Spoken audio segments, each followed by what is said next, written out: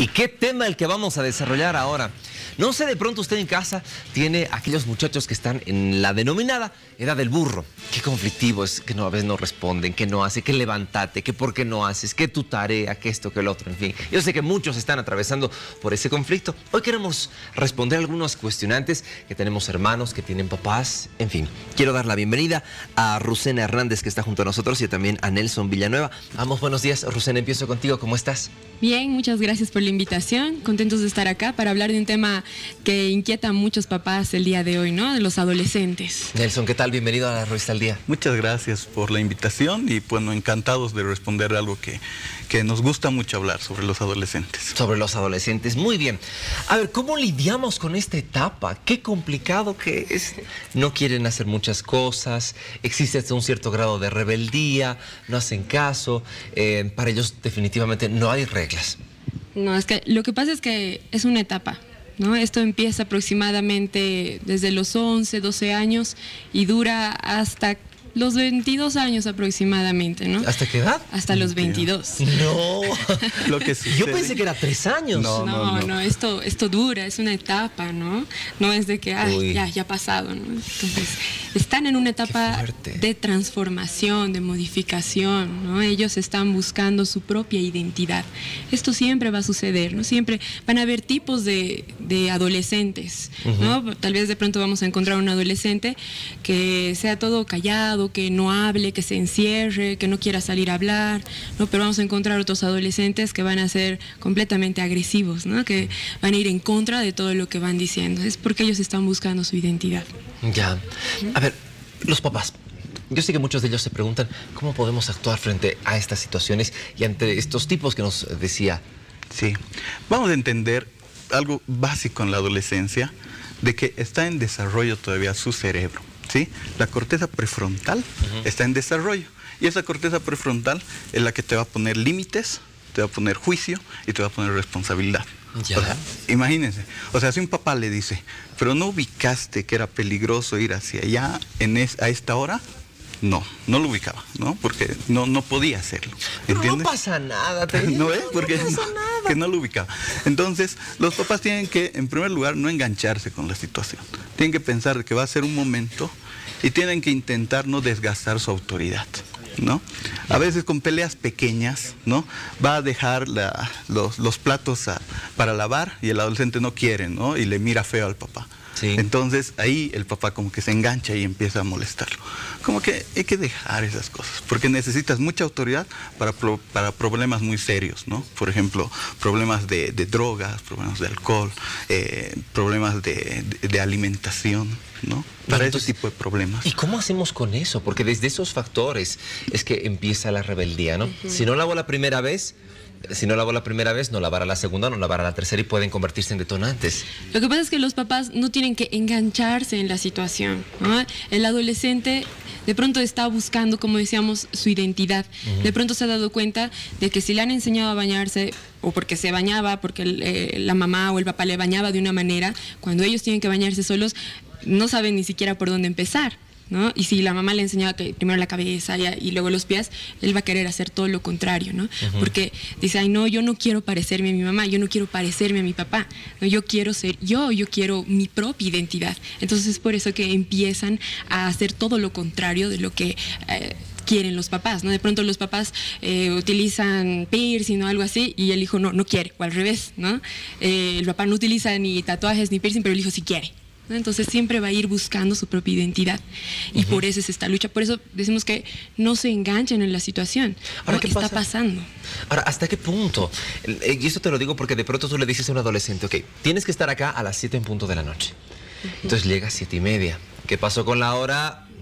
No, nada, tener un contratiempo. La siguiente noche, tienes que estar acá a las 7 de la noche. Llega a las 8 y no contesta el teléfono. qué está pasando. Entonces ya se comienza a generar un cierto tipo de fricción, ¿no? Entonces como que se te va de las manos y uno ya no sabe qué hacer. La siguiente, tienes que estar acá a las 7 de la noche, ya llega a las 9. Oye, ¿qué te pasa? ¿Por qué estás llegando a esta hora? No, es que tú siempre me controlas, me dices esto. Porque sucede, y esas generalmente a veces son las respuestas. ¿Cómo actuamos? ¿Cómo actuamos como papás? Ya vamos a hablar de dos cosas. Primero de los castigos, que para nosotros es mejor hablar de consecuencias, ¿no? Y de los límites. Tienen que haber consecuencias a esta falta que ellos están cometiendo.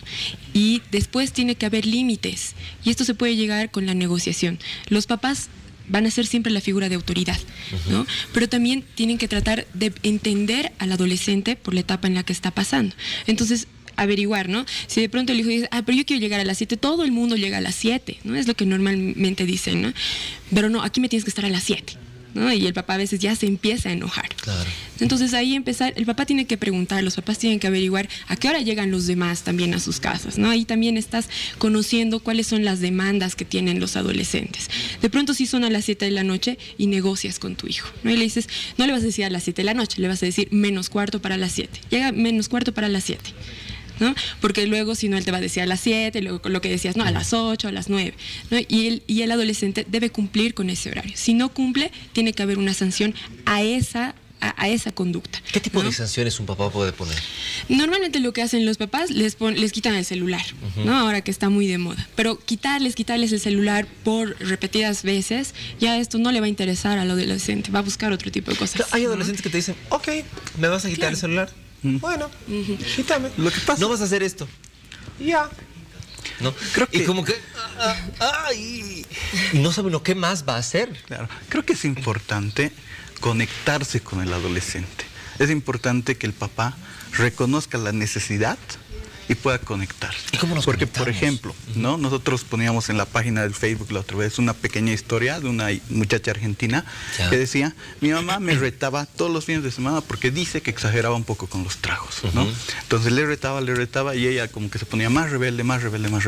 Hasta que un día su mamá se había conectado con ella y le dijo, me da mucho miedo de que te pase algo como le pasó a mi amiga. Cuando tenía tu edad, por abusar de los tragos, sufrió un abuso. Entonces ahí ella dice, ahí entendí los miedos de mamá. Entonces le habló más claro. Entonces ella dice, yo no dejé de salir, pero ahora intento controlarme más. Y además le aviso a mamá para que no se preocupe. Nelson, ¿tú crees que es bueno realizar ejemplarizaciones? Nosotros acá tocamos mucho estos casos de violación, el excesivo consumo de bebidas alcohólicas, qué sé yo, para los casos de los adolescentes que salen y llegan muy tarde. ¿Es bueno realizar esta ejemplarización que te decía? Es bueno conectarse, que la mamá reconozca sus emociones, el papá, y que le exprese realmente qué es lo que quiere de ella, ¿no? Porque si solamente le dice, no quiero que llegues tarde y además me cambias de esa cara y no me enojes y etcétera, etcétera, o sea, esta rebeldía, como decía Rusena, va a incrementarse. Pero si te conectas con él, si puedes hablar con él, si eres sincero con él y le puedes decir exactamente qué es lo que a ti te da miedo, a ti te causa este comportamiento, no vamos a decir que el adolescente va a cambiar inmediatamente, pero por lo menos va a intentar empezar a tomar conciencia de esto. ¿Tú crees que es bueno relacionarse con los muchachos de esta edad, no sé, compartiendo con ellos sus actividades? Si te dicen, ¿sabes qué? Quiero ir a jugar un Play, digamos, quiero jugar PlayStation y quiero jugar el 4 y que tú te interiorices en eso y que conozcas un poco más, qué sé yo, ¿no? Un juego, Counter-Strike, eso es de mis épocas, y que le diga, oye, ¿has jugado Counter-Strike? Y como que el chango le mire, ¿qué? ¿Jugaremos? ¿Es bueno hacer eso? ¿Tratar de relacionarse y conocer un poco más sobre lo que quiere el muchacho? Definitivamente, ¿no? Eso es lo que más bien deberían intentar hacer los papás, ¿no? De conocer por qué etapa está pasando el hijo, el adolescente, ¿no? De qué curiosidades tiene, qué inquietudes, qué pasiones él tiene, ¿no? Los papás también tienen la tarea de descubrir qué es lo que les gusta hacer, ¿no? De pronto jugar fútbol o lo que decías, ¿no? Jugar Play o no sé, tantas actividades que hay, ¿no? Pero tampoco llenarlos de muchas cosas, ¿no? Allá yo lo meto a mi hijo, ni siquiera es algo que les gusta, eso es lo que normalmente vemos, ¿no? Es que mi papá me ha metido a esto, y estoy cansado, no me gusta, me aburre, ¿no? Entonces, el papá tiene la tarea también de descubrir qué es lo que le gusta al adolescente, ¿no? Con qué él disfruta, con qué él se siente pleno, para que también se mantenga ocupado en esto, ¿no? ¿Es bueno que un papá se meta en el círculo de amigos? No, porque si ellos están buscando su identidad y luego se van a sentir invadidos, ¿no? Porque, ay, no, mi papá, ¿qué hace aquí? O sea, no quiero estar con mis papás y de pronto aparece aquí con mis amigos, eso más. Ay, no, y va a poner caras.